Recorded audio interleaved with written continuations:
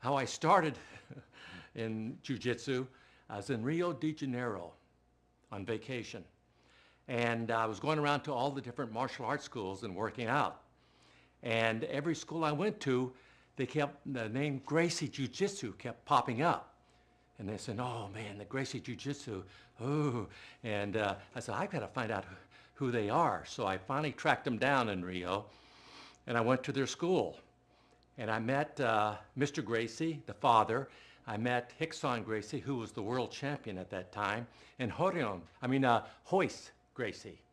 And so I asked them if I could work out with them. And they said, very cordial. They said, of course. And I was a black belt in judo, so I thought I had some pretty good grappling skills. Anyway, I got on the ground with Rickson Gracie. And it's like I'd never had a lesson in my life. He played with me. And then I worked out with Hoist for a while. And then Mr. Gracie said, Chuck, let's you and I grapple. Well, Mr. Gracie's about this big.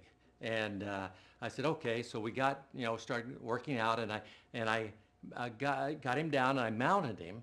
And he says, okay, Chuck, punch me. I said, Mr. Gracie, I'm not going to punch you. He said, no, punch me. So I brought my hand back. That's the last thing I remember. Next thing I know, I'm waking up from being choked unconscious. My throat, I could hardly swallow. And he said, oh, I'm sorry. I didn't mean to do it so hard. But he says, I want you to stay here.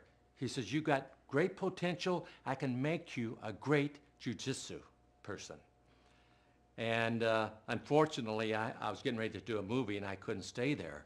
But I went back to L.A., and I started training with Rickson Gracie, who had a school in Los Angeles. And I started training with the Machado brothers, who are the cousins of the Gracies.